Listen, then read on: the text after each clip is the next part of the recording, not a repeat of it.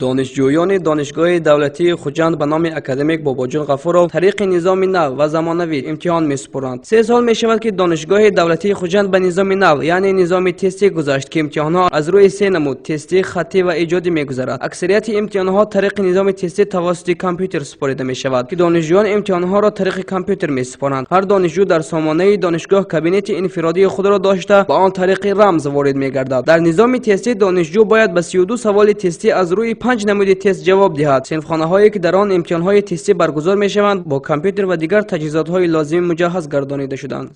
موافق نقش مرکزی تستی همگی تقریباً زیاده از 47,000 دانشجو فن امتحان‌ها در دوام همین 17 روز باید گزارنده شوند. نمود دیگری امتحان‌هایی که در دانشگاه گرفته می‌شوند اینها امتحان‌های خطی یا ایجادی می‌گوییم.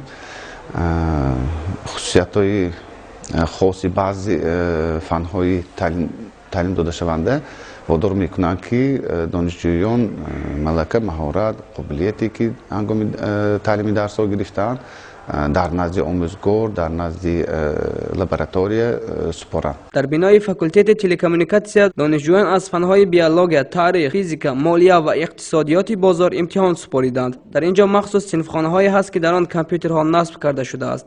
در دانشگاه دولتی خوجند هم امتحانات خیلی خوب جریان گرفتند، نظامی خوب دارند و در چند کورپوس یعنی کورپوس‌های تعلیمی شده ایستادند و خوبی کار هم در همان است که دانشجو الگوی می‌داند که کی ساعتی چند امتحانش است. همه اون عامل‌هایی که مثلا در میگفتند عامل‌های کرپسیونی نیست شدند و در اینجا دانشجو با واسطه در نزد دانشجو همون معلمان مثلا ناظرانه که آنها از اون فنها آگاهی ندارند و درباره این فنها معلومات ندارند. با عقیده دانشجویان این نظام در تشکل دانششان سهم گذاشته آنها را وادار می‌نماید تا بیشتری وقت خود را با آموزش و تعلیم صرف نمایند. در مرکز ملی داخل دانشگاهی بار 5 است که امتحان می‌سپارم با طریق تست. بار 5 من بهای اعلا میگیرم، از این خرسندم. من امروز از فن پداگوژیک که امتحان سپاریدم از واسطه های تلکومونیکاسیونی زمان معاصر واسطه کامپیوتر یگان خیلی واسطه غیر معقول استفاده نمی‌شوند و از تشکیل چنین امتحان ها با واسطه تست من به نهایت شاد هستم.